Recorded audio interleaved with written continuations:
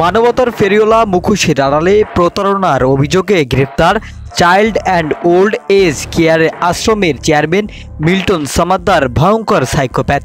নিজের বাবাকে পিটিয়ে এলাকা ছাড়া হয়ে ঢাকা শহরে এসে সে সাইকোপ্যাথে পরিণত হয়। ফলে ভয়ঙ্কর সব অপকর্মে জড়িয়ে পড়ে সে। তার অপকর্মের অভিযোগগুলো সম্পর্কে রিমান্ডে জিজ্ঞাসাবাদ করা হচ্ছে। ইতিমধ্যে তার স্ত্রী মিতু হালদার ও নিয়োগ দেওয়া চিকিৎসককে ডিবিতে ডাকা হয়েছে। মিল্টনকে অর্থ সহায়তাকারীদের তালিকা করে তাদেরও জিজ্ঞাসাবাদ করা হবে। পর্যায়ক্রমে মিল্টনের অপকর্মের সব সহযোগীকেই জিজ্ঞাসাবাদ ও আইনের আওতায় আনা হবে বলে জানিয়েছে ডিবি। ঢাকা মহানগর পুলিশের অতিরিক্ত কমিশনার ডিবি মোহাম্মদ হারুনুর রশিদ সাংবাদিকদের প্রশ্নের উত্তরে তিনি বলেন, তথাকথিত মানবতার ফেরিওয়ালা কিভাবে হলেন তিনি, তার অর্থের উৎসটা কোথা থেকে আসে, কিভাবে তিনি দরিদ্র মানুষের সংগ্রহ করতেন, এসব মানুষকে টর্চার সেলে এনে কেন পেটাতেন সে বিষয়ে জিজ্ঞাসাবাদ করা হচ্ছে। রাতের বেলায় কেন মৃতদের জানাজা করতেন, মৃত সন্দেহে কেন নিজের সিলসাপ্পর মারতেন, এসব বিষয়েও তাকে জিজ্ঞাসাবাদ করা হচ্ছে। এছাড়াও সোশ্যাল মিডিয়া ব্যবহার করে মিল্টন কিভাবে অর্থ উপার্জন করতেন, এর প্রক্রিয়া কি এবং কারা তাকে সহায়তা করতেন, সোশ্যাল নেটওয়ার্ক ভিডিওগুলো যারা বানিয়ে দিতেন তাদেরও শনাক্ত করে জিজ্ঞাসাবাদ করা হবে।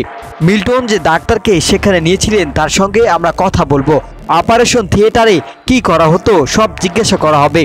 ডিবি প্রধান হারুনুর রশিদ জানান, মিল্টনের স্ত্রীকে জিজ্ঞাসাবাদের জন্য আনা হলে তিনি বলেন, আমি এই সম্পর্কে কিছুই জানতাম না, আমাকে মিল্টন কিছুই জানাতেন না, সম্পূর্ণই নিজের গোপনে রাখতেন। মিল্টন সামাদ্দারের 3-4টি ব্যাংক অ্যাকাউন্ট সন্ধান মিলেছে উল্লেখ করে হারুনুর রশিদ বলেন, সেসব অ্যাকাউন্ট কারা টাকা পাঠাতেন, সেই টাকা তুলে তিনি কি করতেন আমরা তদন্ত করে জানব।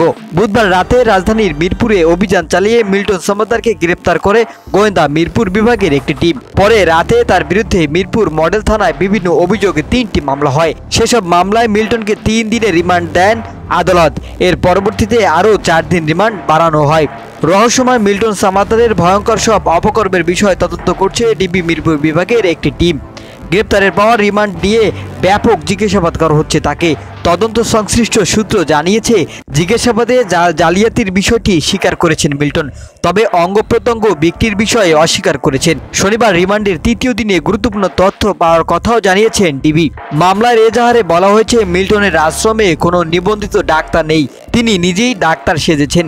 প্রতিষ্ঠানের ব্যবস্থাপক কিশোর বালাকে সঙ্গে নিয়ে প্রতারণামূলকভাবে আশ্রিতদের বিভিন্ন চিকিৎসা করতেন, সেবা দান, পাশাপাশি এ নিয়ে ভিডিও কন্টেন্ট তৈরি করে ফেসবুক, হোয়াটসঅ্যাপ ও ইমোতে প্রচার করতেন। এইসব ভিডিও 1,20,00,000 ফ্রেন্ড ফলোয়ারের মধ্যে ছড়িয়ে দিয়ে টাকা উপার্জন করতেন মিল্টন সামাদ্দার।